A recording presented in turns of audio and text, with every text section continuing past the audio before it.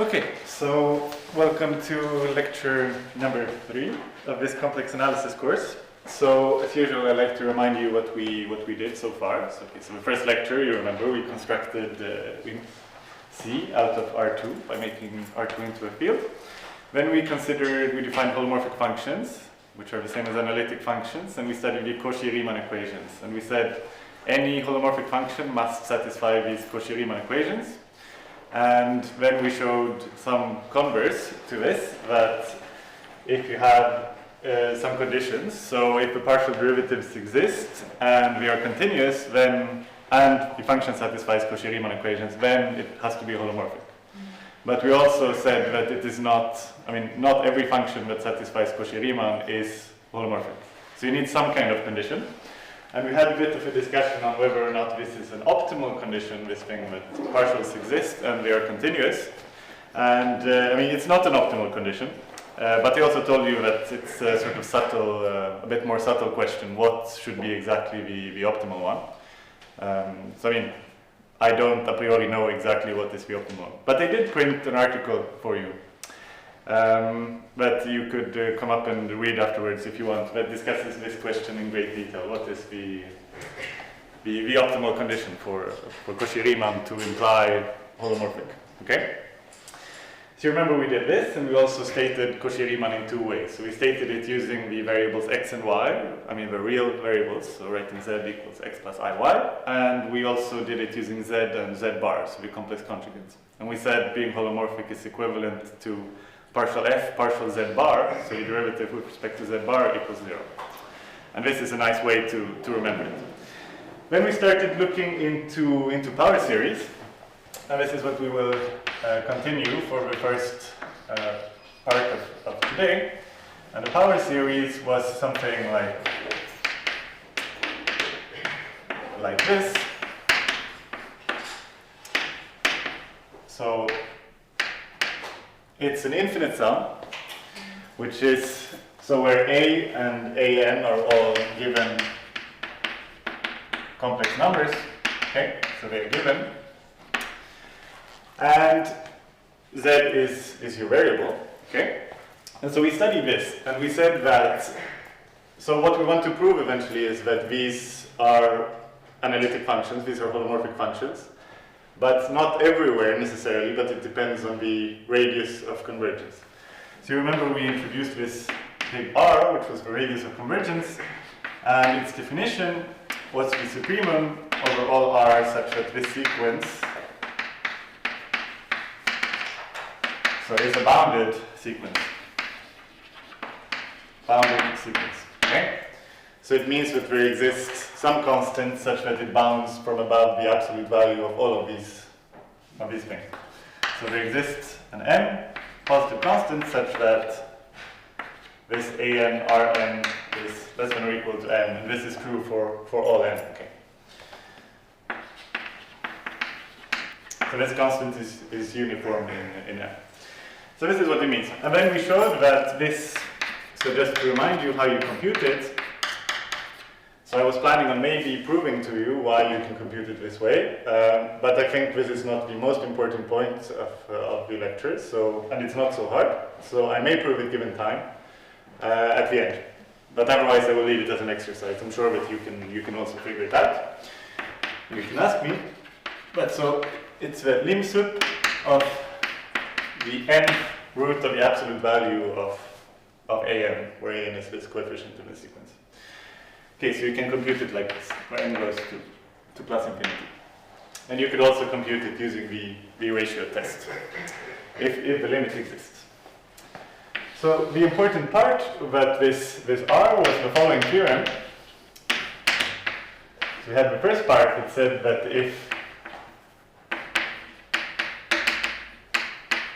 the absolute value, so if we take a point, so now we have our complex plane, okay, and we have a point A, and then we look at some other points. So we look at the disk of radius R, centered at A, okay? And if we take a point outside, so it's further away from this point A, the distance is greater than R, then the series, so the series sum of an z minus a to n. What does it do? Well, you remember that it diverges. So this is quite natural. And then if this absolute value is less than or equal to some r, which is strictly less than r, so you're in some compact. So this could be a closed disk inside here, okay, with radius small r. So if you're inside this disk, then this sum converges uniformly. So on this disk, the closure of the disk of radius small r centered at A. And you remember that we talked about uniform convergence, and this was not just because it's stronger and it's nice to always have something stronger. So it's not just for the sake of making it look nice, but it actually serves a very concrete purpose. Namely, you remember that if you have a sequence of continuous functions that converge uniformly to something, then the limit is also continuous. And this is not true unless, in general, unless you assume uniform convergence. Okay? We saw an example of this. And this will be used many times. So you see that if this is an infinite sum, but if you cut off the sum at n equals 1 million, then of course this is continuous, it's just a polynomial, and then it will converge, we will say that it will converge uniformly to the infinite sum, and so the infinite sum also has to be continuous. Okay? And then we will today also see that it's in fact even differentiable. Okay, so let's do a proof of this statement, because this is important. So, some proofs are very tricky, and you have to have some magical idea at some point to make the proof work. But many proofs are also very natural. So you just do the natural thing, and then it just follows one after the other, and you get the proof. So in this case, let us prove the first statement. So this is very easy. So what is the natural thing to do? So we look at the definition of R here. So you see that R is the supremum of all small r such that this is a bounded sequence. Then the sequence is not bounded. Yeah, so the sequence is not bounded, and then what will happen? It does not converge to 0. Exactly. So this sequence, it said, so an, this thing here is an unbounded sequence.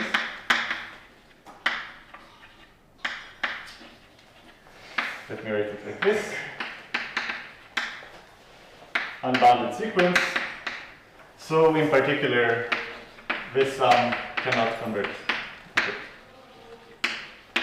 So of course, as you can guess, when somebody put this definition, they had this in mind, that, okay, what should be the breaking point? Well, maybe we try this, because at least if R is greater than this, clearly it diverges, because, the terms of the sequence are not even bounded.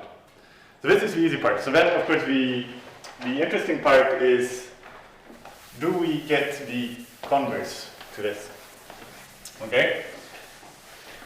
So is it now true that just the fact that we have these terms being bounded, then we want to show uniform convergence, okay? So let me remind you of Weierstraß's M-test. So we had this last time. So Weierstraß's M-test. So what was this about? It was about, so we looked at this, so you look at such a thing, and then you call this Fn of z, okay? So every term is called Fn of z. And then you look at the absolute value of Fn of z, and you say, so if this is bounded by some constant, so if there exists some n and an such that this holds, then, and we also need to assume that this sum here converges, then this implies that this sum of Fn of z, which is this sum, converges uniformly. Okay? So you remember this, and this is very useful. So this we will use in at least two very important, to prove two very important theorems today. And okay, this is the first one. Then we will also use it to prove that, in fact, power series are holomorphic. Okay? So we'll prove this directly. So now how do we apply this to prove the statement B? Okay, so now apply to prove B. So we know that we're on some disk of radius smaller than this radius of convergence, big R, and then we want to show that it converges uniformly. Okay. So what we have to do is we call this Fn of z. Okay, we're working with exactly the series, and we have to look at this condition. So can we find such a bound on the absolute value of Fn of z, or not? And how do we do it? We can. We can? Yes, because the z minus I is less than r, small r, and the other one is bounded. Okay, so let's try what you're saying. So you're saying that this absolute value, the absolute value of this thing, so it is equal to, so you remember we called the properties of absolute value, so it's equal to the product of absolute value. So it's equal to this thing, and this, so we assume that this is less than or equal to r, which is less than r, okay? So we assume this. Sorry? 7? No? R to the power n. Because it is to the power n. Yeah, and this to the power n. But what is the thing here?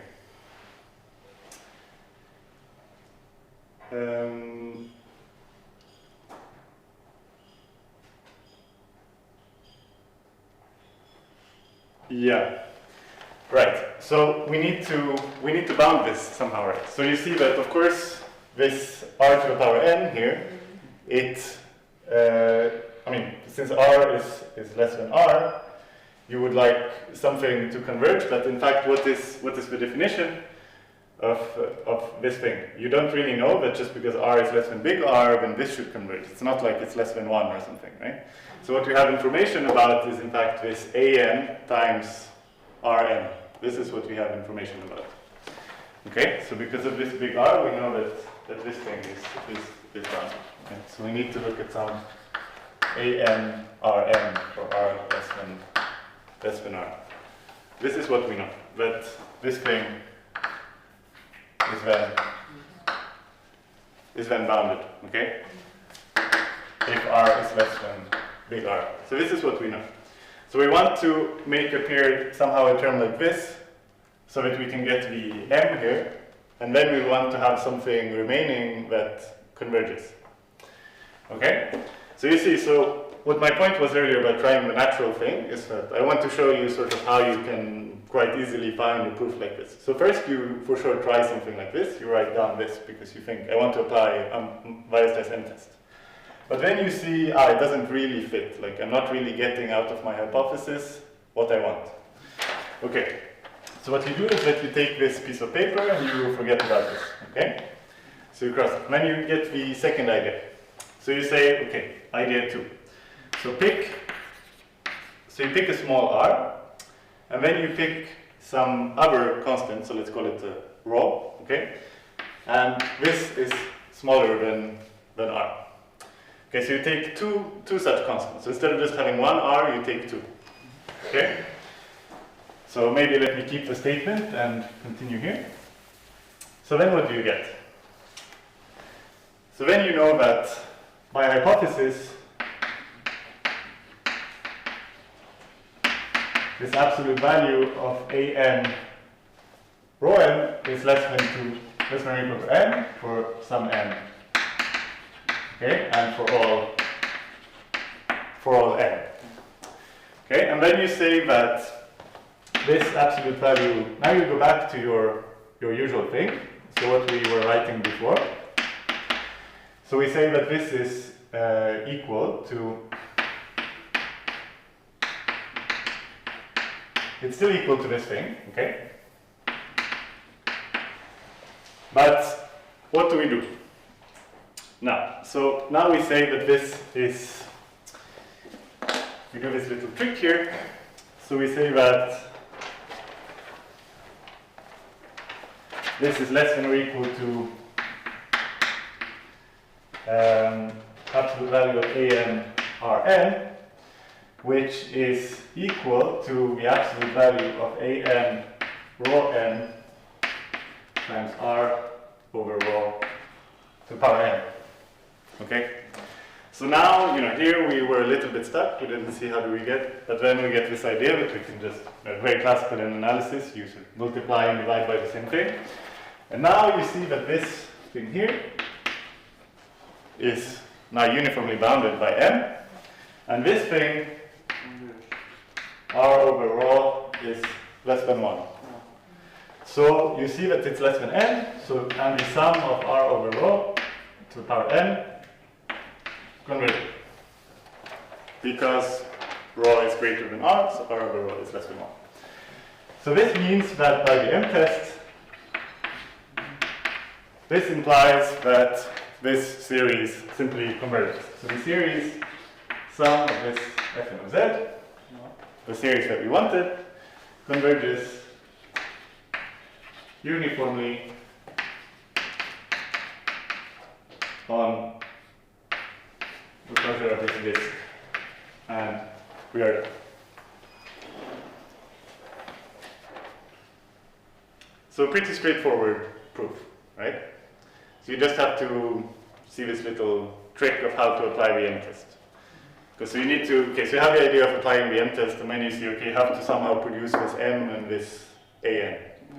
So that is why you, when you arrive at this point, you say, aha, but, I could say that this is less than, so r is also less than, little r is also less than big R.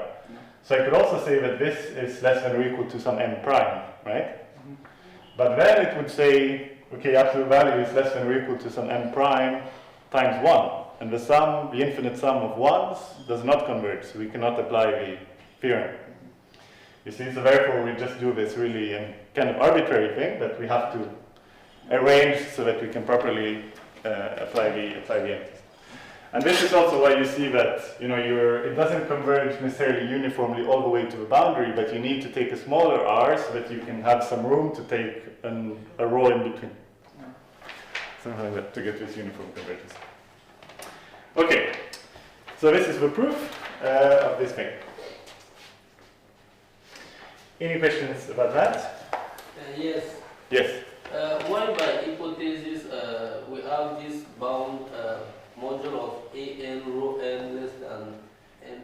Yeah, so this is, so you remember the definition of this radius of convergence was that the sequence of an to the power rho n is bounded if the, so let me write, so you remember r is the supremum of all r or all rho if you want, I can write it like this, such that a0, a1, rho, a2, rho 2, etc.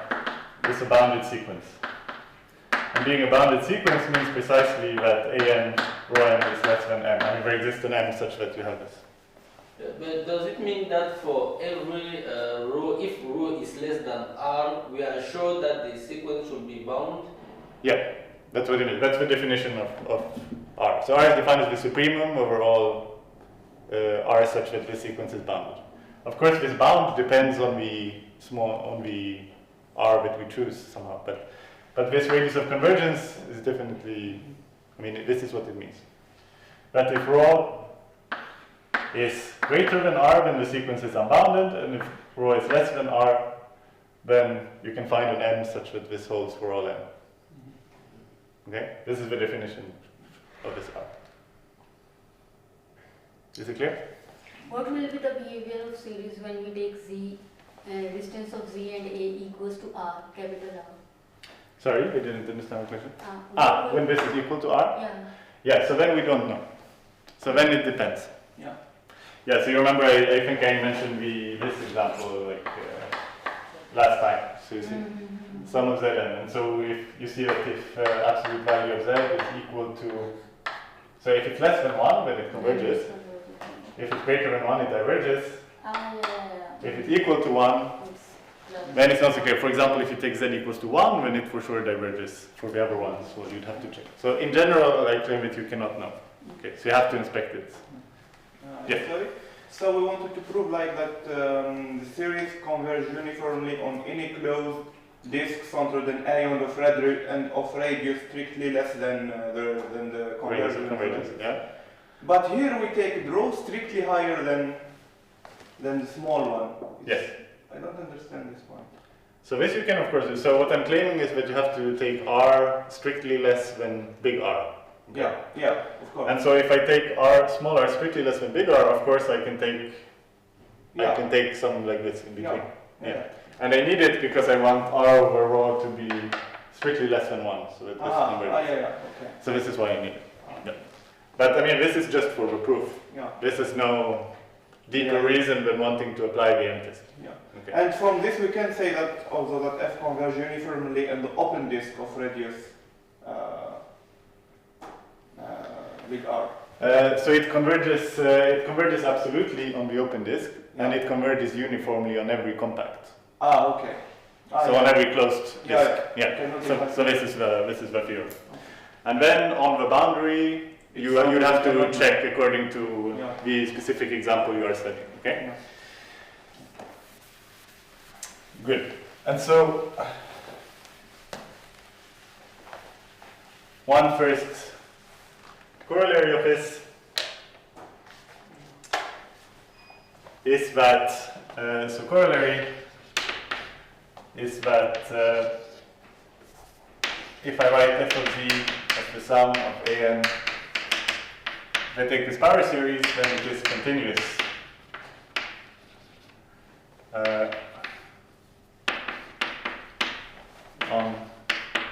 On this open disk. So this is an immediate corollary, okay? So I won't even write the proof. I mean, the proof is what I said earlier, that the partial sums are continuous. They converge uniformly to the infinite sum. And then you have a theorem that continuous functions converging uniformly to a limit means the limit is continuous. So this is the proof. So this is an easy corollary, okay? Easy, immediate. And I just told you the whole proof. Okay, there is nothing more to it than that. Okay, and let's see. So then we will not prove right now the why you can compute the radius of convergence according to the formula with filling soup. So I may do that later or not, depending on time. Let's just give some simple examples very quickly. So some classical series, power series. So I have a geometric series. So what's that? Well, it's the sum of Cn to power Zn. Okay. And what is the radius of convergence here? Well, here the radius of convergence is 1 over absolute value of C. Okay. So, of course, you can see this using either of the two tests. So, for example, you can see that an over an plus 1. Okay, so this is equal to absolute value of Cn over absolute value of Cn plus 1 is equal to absolute value of C. And this limit exists. Yeah. So this is equal to R. Because this limit exists. Okay, so I underline this. Okay, so that's the first one. And then you have, what did I want to say? Exponential series. So the exponential series are, so this is what you saw in real analysis, that you define the exponential function this way, if you imagine z is a real number. And this is also how we're going to define the exponential, the complex exponential. So we'll see this in a short while. So this one, so what is the radius of convergence of this one? Infinity. It is infinity. Okay. Very good. So when the radius of convergence is infinity, we call this an entire function, by the way. It could be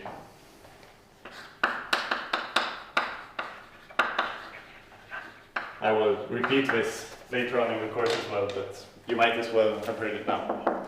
So when the radius of convergence is infinity, it will mean that we have a holomorphic function defined on all of the complex plane. Okay? And this is called an entire function, because it's defined on the entire complex plane. Okay?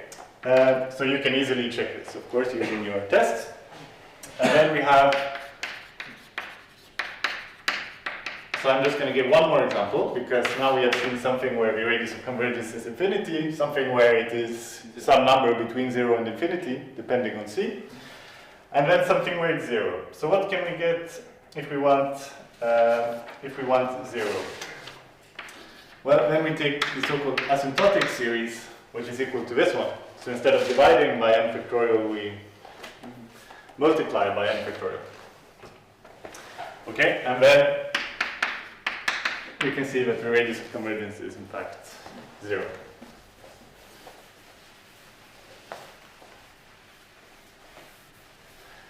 And again, I mean, the proof of this is completely elementary. So you see you have that. What we want to do then is we can look at the absolute value of n factorial over the absolute value of n plus 1 factorial, which is equal to n 1 over n plus 1. Okay, n is a positive number, so absolute values go away. And this converges to 0.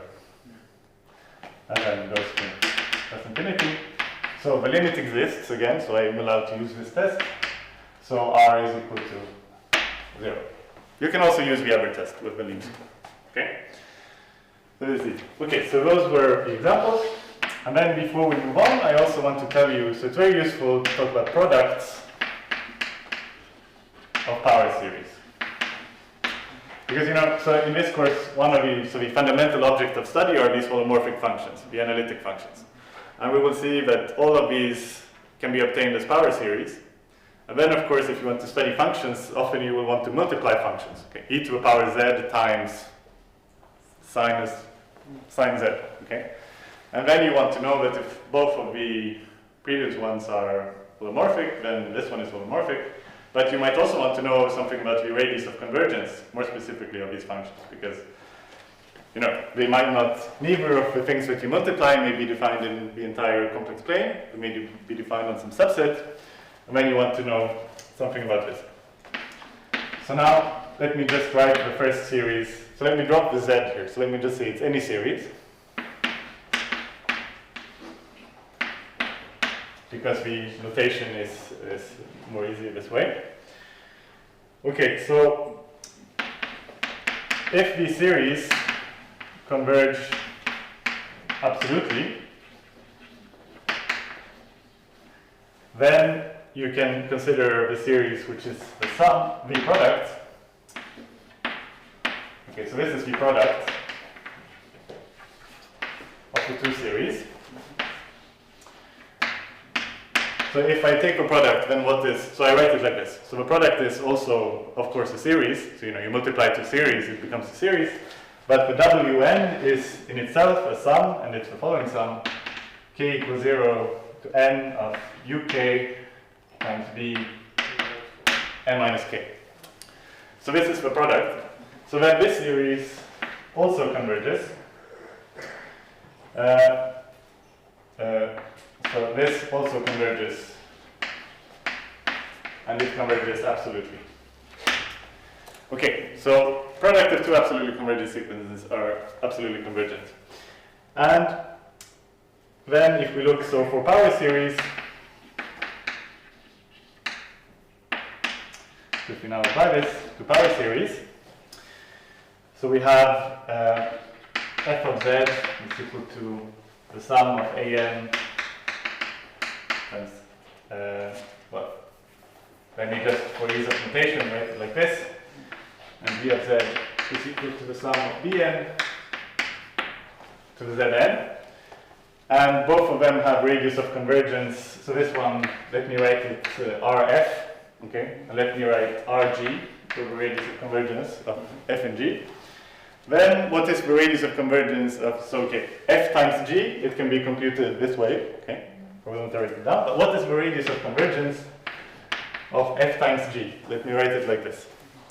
So then we can say something So what we can say is that this is greater than or equal to the minimum of Rf and Rg. So this is sort of the thing I want to point out to you. And the corollary of this is that if both of these functions are entire functions, for example, like the exponential function, where the radius of convergence is infinity, then also the product is an entire function, because it's greater than the minimum of infinity and infinity. Okay?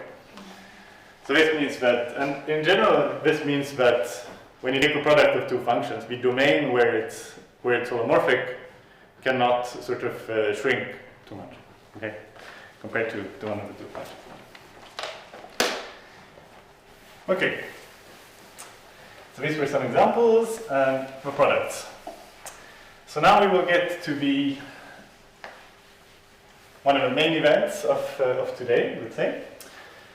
And this main event is how do we differentiate this power series rigorously. So of course, everybody knows how to differentiate a polynomial. So if you take a finite sum, but how can we differentiate rigorously this whole thing? So now, question, so how can we differentiate a power series where I underline the fact that it's an infinite sum, okay? So if we have, of course, a polynomial,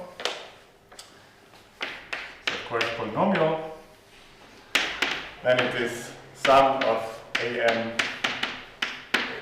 where n goes from 0 to large N, okay? Then, of course, we know that, so this is f of z, then, of course, f prime of z is equal to sum of n an times z minus a to n minus 1, from n equals 1 to n. So this is the derivative. But, you know, you have to be careful in mathematics to be rigorous. Of course, we cannot just pretend that this is okay to do for a power series when we have an infinite series, because when we deal with infinity, as we know, many strange things could happen. So we have to make sure that really we can do it. But still, our first guess would be that if we can differentiate it, the derivative should be probably this way. This would be our first hypothesis. And the theorem is that, in fact, we can differentiate power series, and the derivative will be given in this way. And of course, then you can differentiate again and again. And so what this will show, so the sort of punchline, how to sell this theorem, is that this means that power series are holomorphic. Okay. And not only are they holomorphic, but we will see that these holomorphic functions that we get, and all holomorphic functions are in fact obtained this way, as we will see in maybe a week or two from here. All of these are infinitely differentiable. So you see, so we can differentiate the power series once, then we can continue with the same rule. So if we can differentiate it once, we can continue. Okay, so theorem. And let me write, so I want to underline the punchline here. So power series are holomorphic. Okay, so this is, since it's one of the important theorems in the course. So power series are holomorphic. So the theorem goes that, so if you take f of z, again, I use the same notation, like this, and r is the radius of convergence. So just to change, I can now write it like this. Then what do we have? So f is holomorphic on this open disk centered at A with radius r. Okay? Holomorphic, analytic. Again, underlining it's the same thing, just to remind you. So this is a great result. Power series are holomorphic. More precisely, so they are infinitely differentiable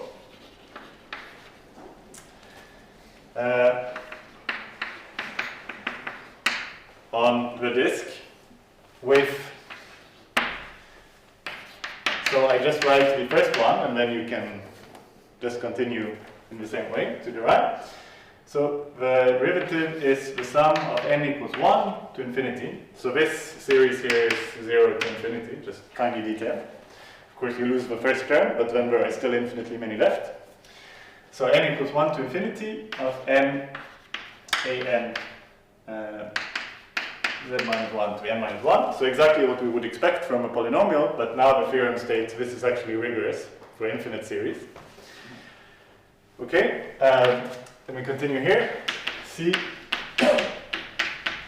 so if I differentiate n times and divide by n, then what is this equal to? an, very good. Okay, this is equal to an, and then we have d.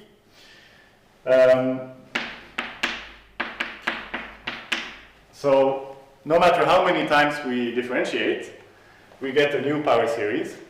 And it's kind of important because we could worry that maybe we differentiate in the radius of convergence, maybe it shrinks. So that maybe we somehow get a function that is holomorphic on a smaller and smaller domain, and maybe something happens, which we don't want. But actually, this thing has The same radius of convergence, exactly. So it has radius of convergence equal to r. So the same level one we had before. This is for all n. Okay? This is for all n. That's the same radius of convergence. Okay. And then, of course, a simple remark that the coefficients an are uniquely determined by f. So what I mean by that is that if an is 0 for all n, then this is equivalent to f being identically 0 on this disk. Okay. So of course you know this and you do this automatically, but it's worth pointing out that you're actually allowed to do this because sometimes in complex analysis there are things that you think you can do but you cannot do. Okay? That is important. Actually, let me take a tiny break to show you this thing. So is the square root of, so let's assume that you know what the square root of complex numbers is. We will look at this. Is this true? No. In real analysis it is true, but in complex analysis it is not true. Otherwise, look, minus 1 is equal to I times I, which is equal to square root of minus 1 times square root of minus 1, which is equal to square root of minus 1 times minus 1, which is equal to square root of 1, which is equal to 1. So now you can remember that this is not true in general. Yeah. That was a small break.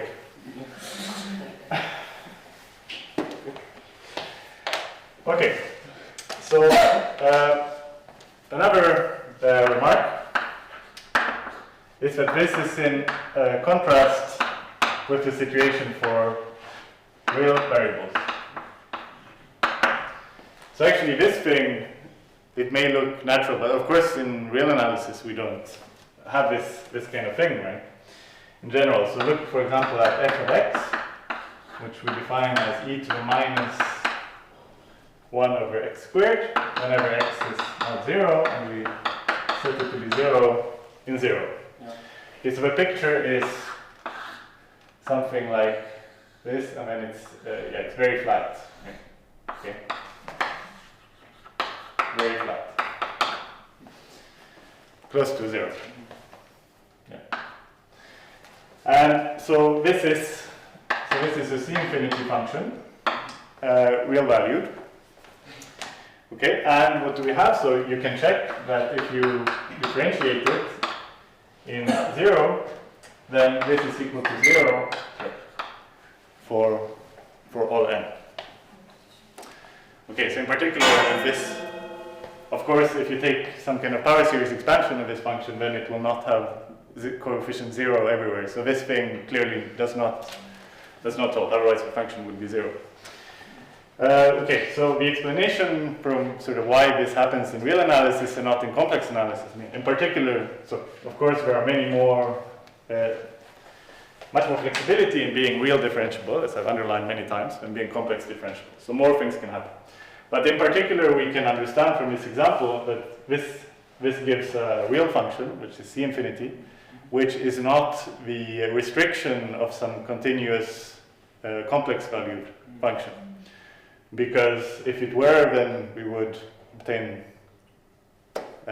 something that would contradict such a theorem. Okay, so so there are functions that do not come from the restriction of polymorphic functions. That are okay. So just to underline that this does not always happen in the world that you're used to. Okay, good. So now, what is the next step? The next step is we want to prove this theorem. And we want to prove it,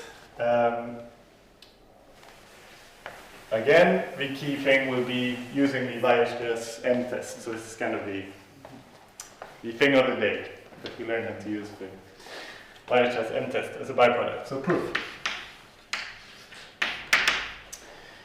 Okay, so we have this f of z.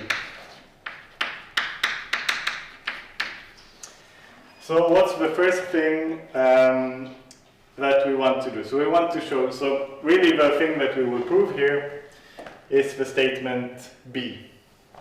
We will prove that the differential, we will prove B and D. So the radius of convergence is always the same, and this differential exists, just the first one, and it's equal to this. And then if we know that it's equal to this and the radius of convergence is the same, then we can just continue calmly and repeat this procedure, and we can get C, of course, as a consequence, immediate consequence of this. And what does it mean to be holomorphic?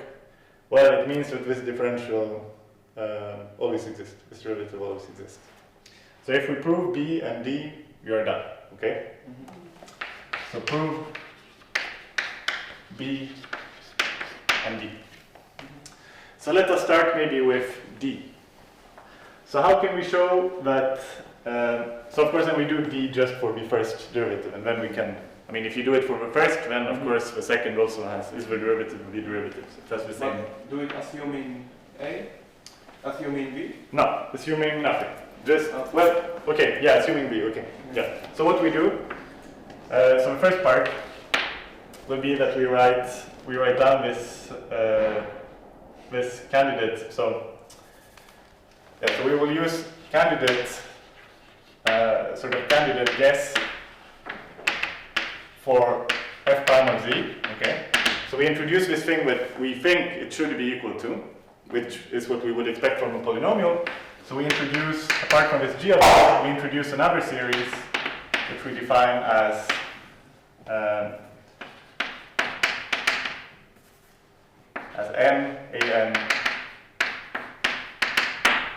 z minus 1, n minus 1, okay. So we introduce both these series, and because of course we think that this should be relevant to our proof, okay. I mean, now we have already stated the theorem, but to prove such a theorem you would do this. Okay, and now I need a place to, okay, so we can remember what we want to do. Sorry, I will erase this. And now the first step is to see that f and g have the same radius of convergence. Okay? So the radius of convergence, Rg, of T of z, so what is it equal to? So it is equal to, so we know how to compute these things, so it is a power series, okay? It has some radius of convergence. So the lim sup of an to power 1 over n, well, yeah, exactly. So whatever this coefficient is, so this, which is equal to lim sup of, so I don't need absolute values on this one because n is positive. So it is equal to this, okay, because these are real numbers. Okay.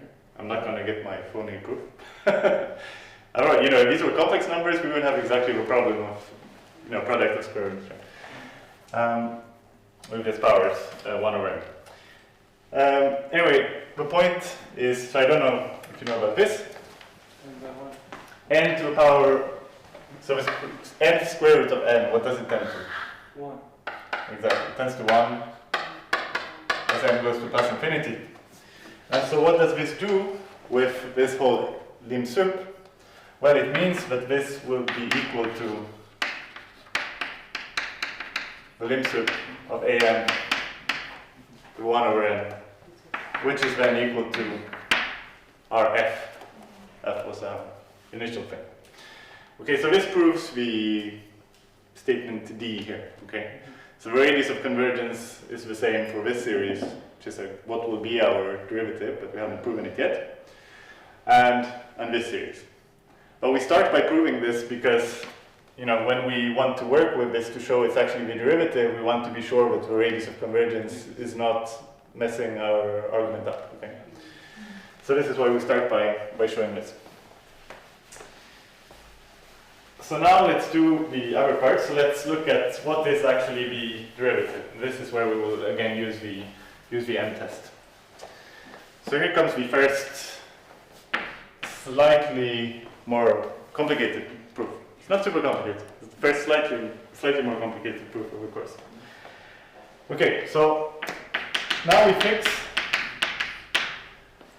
some z, and we want to consider the derivative.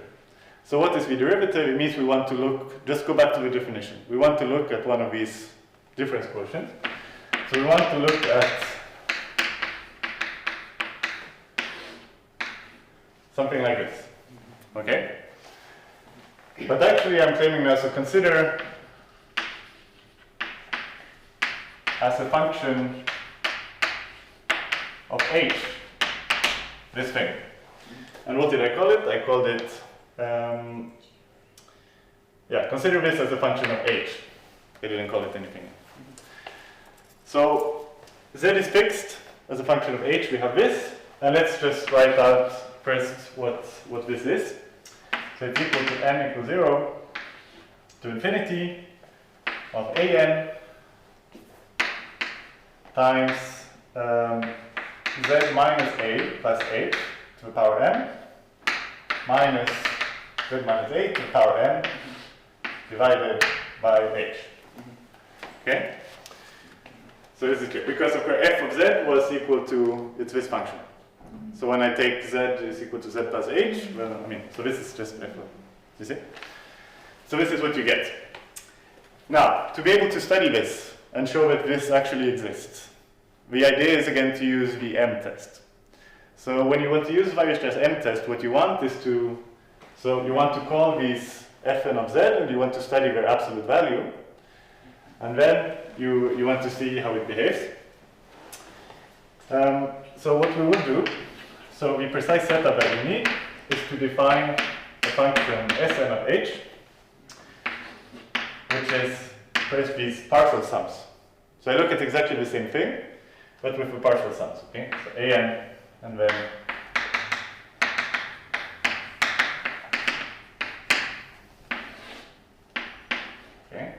this thing divided by h. So I define, so the only thing I've changed is this now. Okay, so for each number n, I look at this, and then I define this thing here. I define it to be fn h of z. Okay, just to have a name for it. And something that also suggests how we will apply the Weierstrass M test. So now the claim is that we want to study the absolute value of this thing, right? And we want to show that this is less than or equal to m times something, but when you sum it, it converges, okay?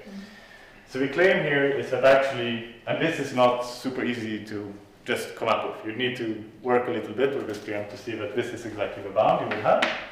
I mean, perhaps, maybe it's easier, but to show it rigorously. So it's in fact less than or equal to this thing.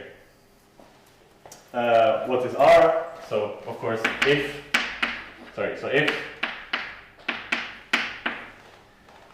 So this thing is less than r. Of course, we will want to assume this. So r is something. Of course, r is always something less than the radius of convergence. Okay, so you're used to this by now. And also, we want this to be less than r. So it means that we are in this. You have this picture where you have a, and then you have some a plus some small h, and then you have the two sort of circles here of radius r. Terrible drawing, but okay, you get what I mean. And then you want z to be within both these circles. Okay, so you want z to be in this domain, and then you're going to get such an estimate. Okay, and moreover, so now I will explain this. So I will prove why this is true. Moreover, this thing actually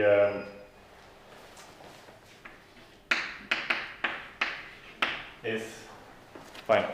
Okay. So now we're applying the m-test with m equals 1 in some sense, right? So we're showing that the m-test, so every term of this thing that we study, so we're studying some infinite sum. We look at each term, we say that it is bounded by something, 1 by 1 times something that converges. So m is equal to 1 when we apply the m-test here. The m in the m-test is not really relevant at all. I mean, it's just to show it is there. It's kind of a silly name.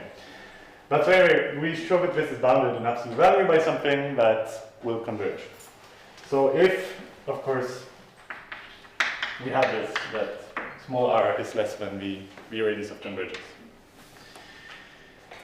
Okay, so we have all these claims. So let me, I think, so now the question is always, is it more pedagogical to prove a claim immediately and then show how you apply it, or show how you apply it and then prove the claim? This is always the question. So I think let me show how you apply it, and then we go back to showing this thing. So now we apply this. So we see that by the m-test, so I'm not writing out Weierstrass every time, but by Weierstrass m-test, this implies that if we look at this partial sums, okay, so these were the sums where I cut off at m of this, so this is the derivative, right? We hope that this will converge and behave well. So this thing will actually converge to some s of h uniformly, okay? And moreover, since Sn of h is continuous, also, and we have this uniform convergence, as I've said many times, also the limit is continuous. So also sh is continuous. And this is actually going to be important. Okay? Moreover, so in particular, if we take h equals to 0, because, I mean, of course we will want to be interested in what happens when h tends to 0. So you can see also that Sn of 0, so this is actually equal to, what is Sn of 0 equal to? Yeah, can you actually tell me what Sn of 0 is equal to? So it's equal to this, and we take h equals to 0 here. H equal to 0. Sorry? H equal to 0. H equals to 0. It's not n or h. H. But it's not. This is h, and this is h.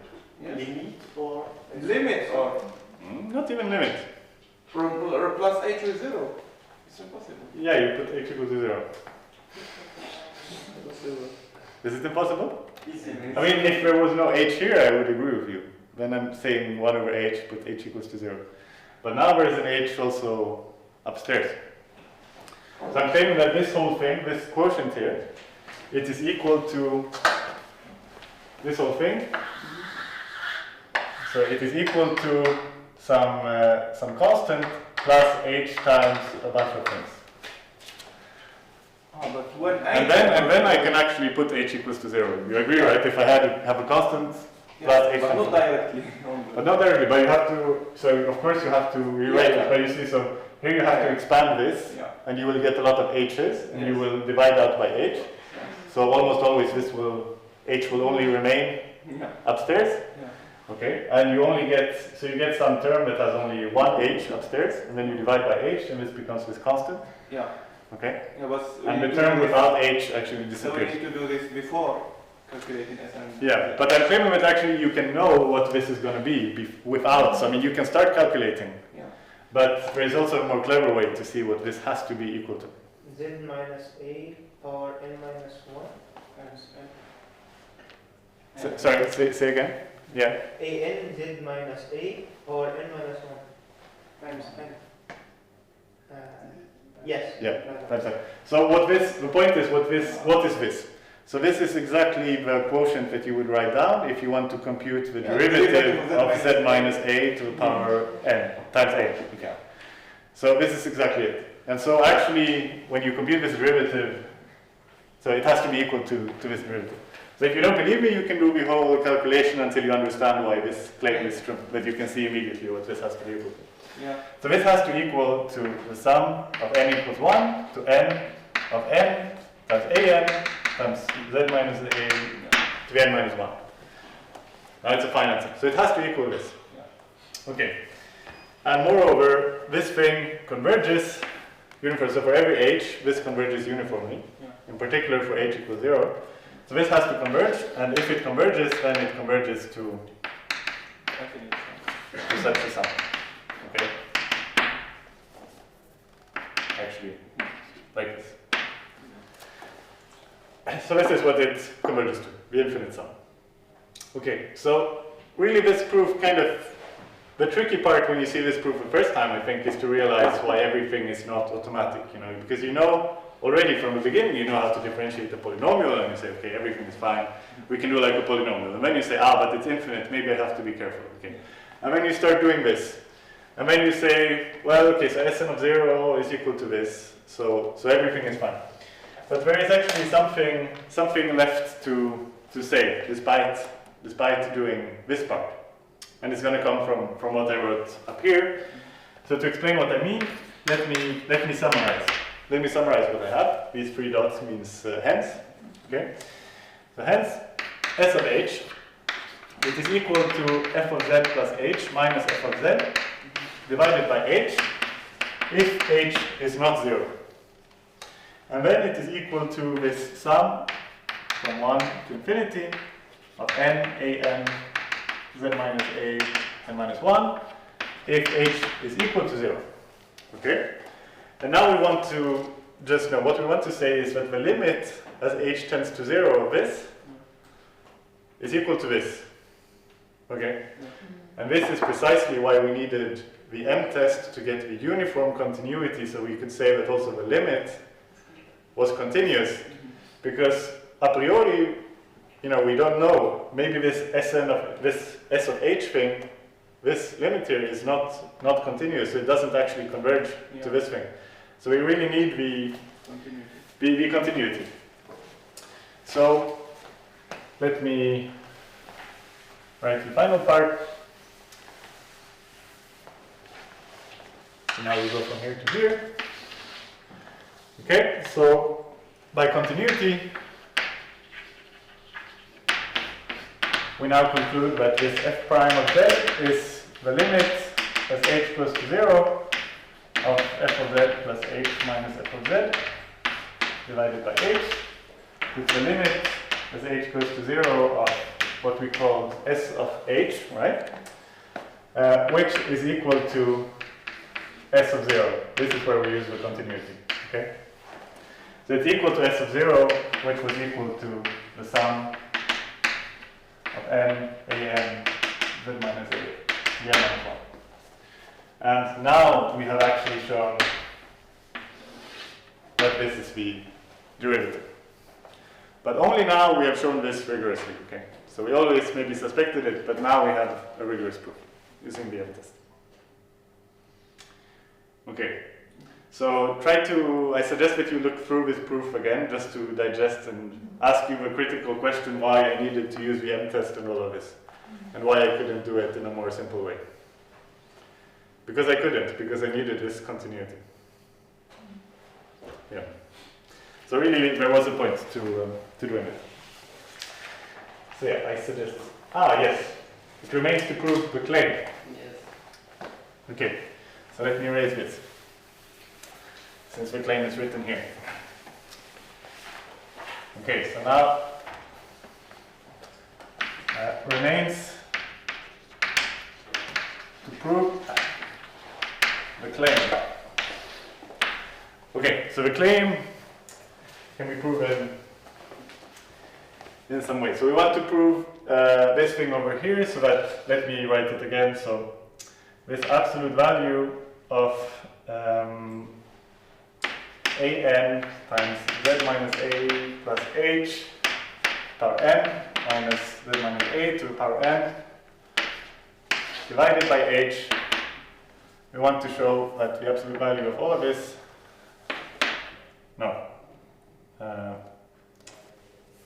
it was the absolute value of the of each term, right? Yeah. So this absolute value is less than or equal to n absolute value of an r to n minus 1. So if you have all these things here. Okay? We don't have some. Sorry? There's some. There's so much. Yes. This is why I was confused about this. Okay, very good. We don't have stuff. So we show this. So the proof of this thing. So now, when I work with this, it's hard to find other suitable letters. There are conventions, like complex numbers. If you take two of them, they should be called Z and W. Okay.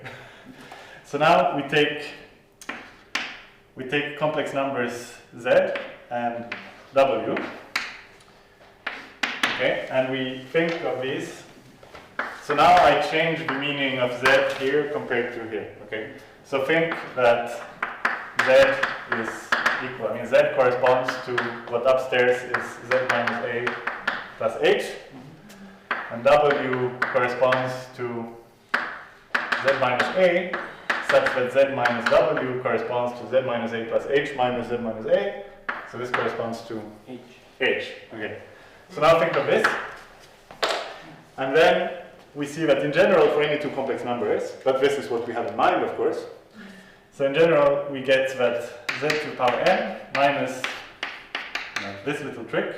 But if you have such a quotient, then what does this equal? Classic series.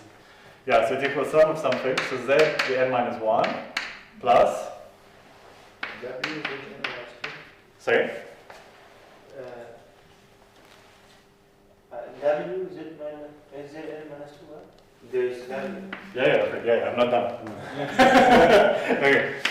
Plus, and then all the way to W n minus 1. Okay, so this equals, and here, by the way, there are n terms.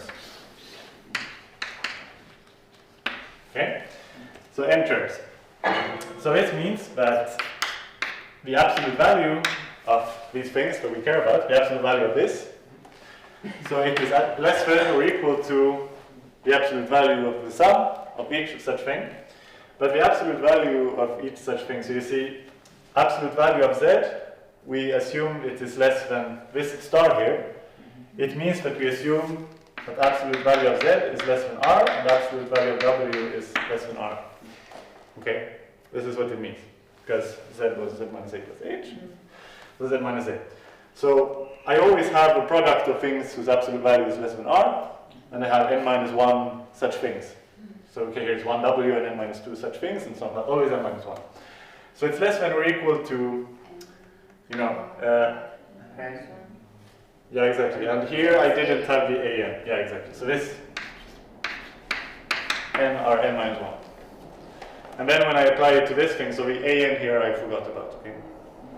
So the an just comes out in front, and I put it back, and then I get the claim. Okay. Very good. But why we say this is convergent?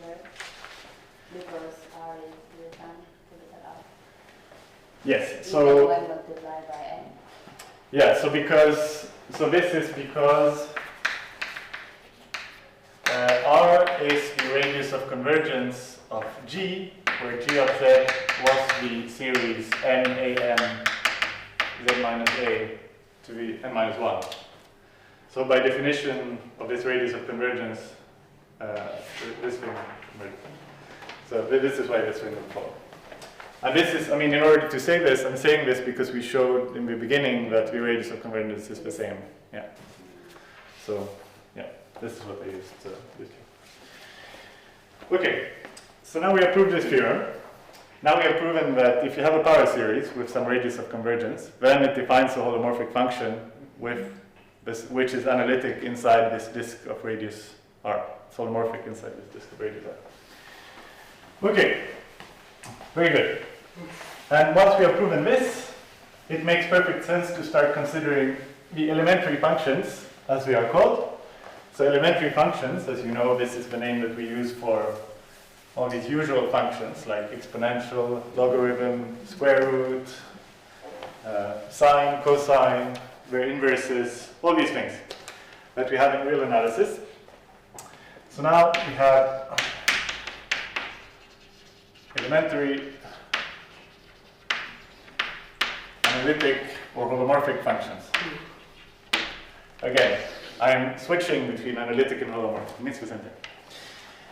Okay, so remember that, you know, I just want to remind you again that very simple functions may not be in the real world, like a real variable function, are not holomorphic. Like we said, this f of x plus iy equals to x, for example, is not holomorphic. So really, when I'm now going to define that the exponential is holomorphic, that sine is holomorphic, you know, you shouldn't think that it's completely automatic. These things, right? So, definition. That is very good, that we can actually make sense of them also in the complex world. So definition. So for any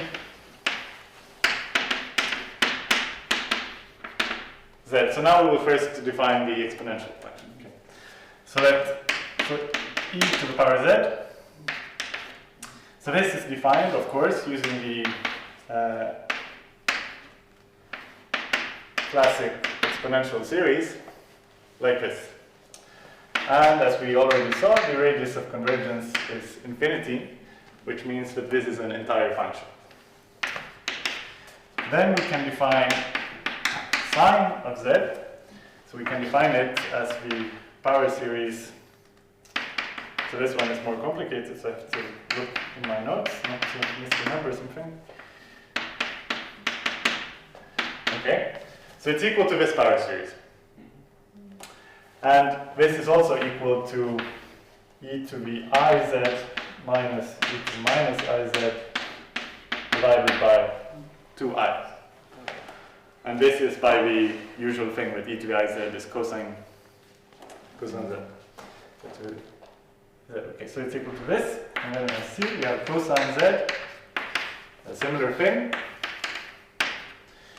where this is equal to minus 1 to the power n over 2n factorial z to 2n. This is also equal to e to the iz plus e to the minus iz divided by 2. Okay, and again here, what is the radius of convergence? Infinity. Infinity. That is correct. And also here, radius of convergence is infinity. So all of these functions are in fact holomorphic on the entire complex plane, for your entire function. Okay? So now some properties. So many usual properties hold. But still, whenever I write these things, I want you to remember how we could prove that minus 1 was equal to 1 by assuming incorrectly some usual rule from real analysis, right? So, you know, you should be happy that usual properties hold, not take them for granted in complex analysis. And one thing I should say, by the way, about the differentiating things, so when you want to differentiate the complex function, then you can essentially always use the rules that you know from real analysis. And the reason for this is that you define the differential exactly like you do in single variable real analysis. So the fact that h is a complex number that you divide by instead of dividing by a real number, it doesn't matter, because the fact that both are fields that are also metric spaces in a nice way makes, if you think of the proofs of how you show that the derivative of z to the power n is n times z to the power n minus 1 or such things, the proof just uses to compute these limits, right? This is what you do, and you can do exactly the same proof in complex analysis. So really, when you are asked, for example, in your homework now to compute derivatives of things, okay, or give a power series expansion, then what you have to do is the power series expansion will be given by the derivatives, okay? So what you have to do is compute the nth derivatives. And then in order to compute this, you can use all the rules that you're used to. So you compute the you have all that the derivative of the sum is the sum of derivatives. You have the same thing that you used to for products. You have the same thing for quotients. And you do have the chain rule for when you compose functions together. So you have all these things that you are used to. Okay, so I just want to tell it to you already now, and then we'll see it properly later. So you have some usual properties back to the exponential. So e to the z times e to the w is equal to e to the z plus w. Okay? So if you have complex numbers. So why is this? So for example, the proof of this would be that you have this sum of k equals 0 to n of zk over k factorial times w n minus k over n minus k factorial is equal to sum of z plus w, no, not the sum, it's equal to z plus w to the power n divided by n factorial, which is precisely the term in e to the power z plus w. So you can check using this. You can show that this is true. Okay, so just go back to what I said about products of power series, and you will remember this. We also have that e to the z times e to the minus z is equal to 1. Okay, so e to the z is never 0. So just like in real analysis, it's never 0. And e to the minus z is equal to 1 over e to the z. So all these things hold. Then you have some more particular things for complex analysis. So when you take e to the z and you conjugate it, okay, then this is the same as putting a conjugate here. Okay, so you can try to show this. I will not have time to prove all these things in class, so you will check this as an exercise, if you will. Then you have that absolute value of e to the z squared. Okay, so this is equal to, of course, e to the z. E to the z bar is equal to e to the z. E to the z bar, which is equal to e to the z plus z bar. Okay, so you have this formula that this is equal to e to the z plus z bar. That this you deduce from the other ones, but it's good to assume. And then you also have, this is very commonly occurring, right? So e to the power z, its absolute value, what is this equal to? E to the power x, exactly, or e to the power real part of z, if we want to write it like this. 2 times. 2 times? 2 times. 2 times. Why? No. So, You were thinking about this. but okay, so. Okay, there is, it's squared, okay. Yeah. Sorry. Yeah. It's squared. Okay, it's equal to e to the real part, because, okay, e to the I theta, Yeah. this is always equal to 1, okay. Whatever this theta is. Okay, for any real theta, of course. Otherwise it could not be 1. For example, if theta is equal to 2i. Okay, so you have all these things. The key point, however, Okay, so I will focus on the exponential now, as you see, and then many of the usual properties follow for sine and cosine and so on. But so most importantly, this is the most important difference. So e to the power z, which is a function from c to c, okay, is periodic. So this is something that we are definitely not used to. So it is periodic with period 2 pi I. Because e to the power z plus 2 pi I is equal to e to the z times e to the 2 pi I, and e to the 2 pi I is just equal to 1. So it's equal to e to the z. Okay? And of course I can put a k here if I want. So the same thing still holds if I put a k everywhere where k is any integer. Okay. So the same thing holds. So this exponential is in fact periodic, which is kind of scary. So what you have, if you have the picture here, and if you take and you divide this into strips, and the width of this strip should be like this. So actually for some reason I will do it like this. So I will remove this axis just to not confuse you. So this is pi, this is minus pi, okay, 0 is here. This is minus 3 pi, this is 3 pi, the imaginary axis. So in each such strip, they have sort of unique values. So if you take a z here, and here you take z plus 2 pi, and here you take z plus 2 pi I, sorry, plus 4 pi I, and so on, and z minus 2 pi I, then here the values are all the same. Okay? So values are the same.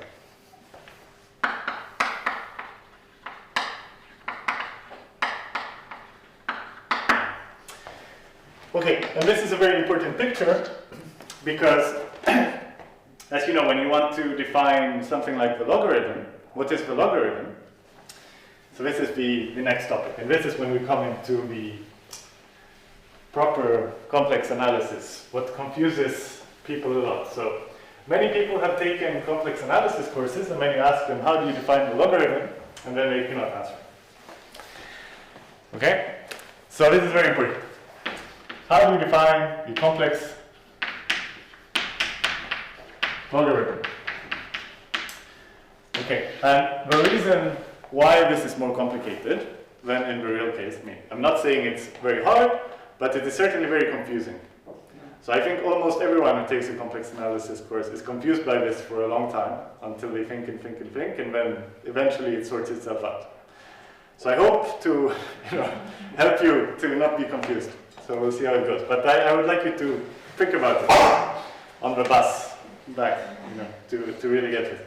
So one of the sources of confusion is the fact that this is periodic. Okay, so this gives some special behavior.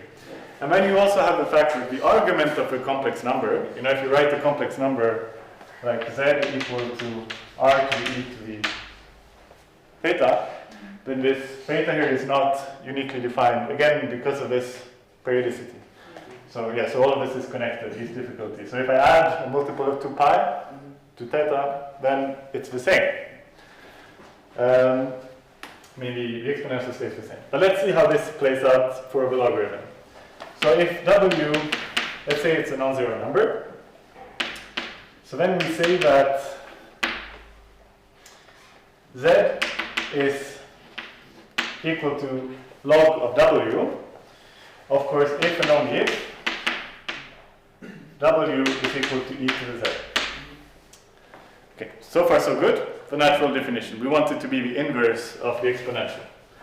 But warning, this is now a so-called multi-valued function. And this is what you see a lot in complex analysis, but you don't really see so much of in real analysis. Okay, so this is a very important concept. Multi-valued function. So what does this mean? So let me first write down the definition of how you define it. So first let's take Z to be a complex number. How do we define it? So then W is equal to e to the x times e to the iy is equal to e to the x. Well, yeah, e to the x. Yeah, I already used this. So then W, which is e to the z, is equal to this. Okay? So this means that the absolute value of W, this we know, it's equal to e to the x. And x is now a real number. So then I can say that x, at least I can say this. So this is well defined. So this is just the real logarithm that you are used to. Okay? Because the absolute value of W is, of course, a real number. But then we come to a problem. So in general, okay, so W is equal to R to the I theta, where theta is defined mod 2 pi. Okay, so what we do is that a logarithm, so now you should be very attentive to what I write here. So I'm not writing that the logarithm, like there's only one, but I'm saying a logarithm, because there are many logarithms in complex analysis. Okay, and this is a very, very important word. A logarithm can be defined by fixing a so-called branch. So this is an important word in complex analysis. So, okay, so you see that now we have about 5 minutes left up to this lecture. So I will give you the definition here, but since I told you that this is really an important subtlety in complex analysis, I will spend considerably more time also next lecture explaining more deeply what I mean by all of these things and what the reason is. So it can be defined by fixing a branch. And what is a branch? So you take a complex plane and you remove the negative real axis. Okay, so you remove minus infinity to 0, okay, to C, where you send W to log W, which I now write by a big L, because this is the so-called principal branch. So I will tell you this later, which is defined by log, which is the usual real logarithm, plus I theta, where theta is in minus pi and pi. Okay, so this is sort of how you usually remember these things. Okay, let me just write one more word. So this log here, so log with big L is called the principal branch of the logarithm. So by principal branch, you mean that somehow it's supposed to be a little bit more standard of a choice. But the reality is that, so now I removed this axis for a reason that I will explain. But the reality is I could remove any other axis as well. I could remove this line, or I could remove this line, or I could remove some other line, or I could even remove a curve that goes off to infinity. And I could still define the logarithm this way. And depending on what I want to do with my logarithm, sometimes there is a particular reason not to remove this, but to remove some other line. Let's say you want to study a curve that happens to go like this. Then you do not want to remove this, because you cannot, I mean, when a curve crosses, when you cross here, something bad happens. Essentially, this is what it means. So, yeah, so this is the principal branch, and the point is that it is now single valued. Okay. So what do I mean by this? So single valued means just that it's an honest function, okay? And that it goes back. But so what is really the whole deal with these things? Because this is how you would usually just present it, and I think, you know, if I as a teacher just put this on the board and then say, let me go on, then this is completely unclear, in my opinion, what is really going on and why. So this really deserves a lot of discussion. Okay. So let me first show, what happens. So what is the problem with the logarithm? Let's have a little informal discussion the last few minutes, and then I will give a formal explanation next time, which I think, in my opinion, is much better than this definition. Okay. So you do this, and then if you take a complex number here, so let's say it's a complex number 1, okay? So 1, what is 1? It is equal to e to the I times what? Well, we don't know. It's e to the I times 0 or 2 pi or 4 pi, or, we always have this ambiguity, right? But let's say it's e to the power, we decide that it's e to the I times 0.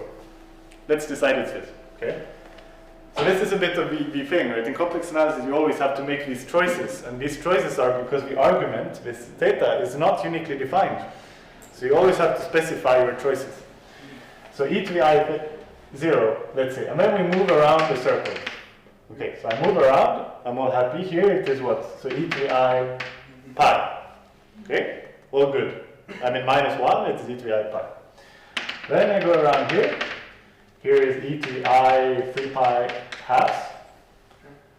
And then I come back here. So now I'm really close here, but I'm not yet exactly there.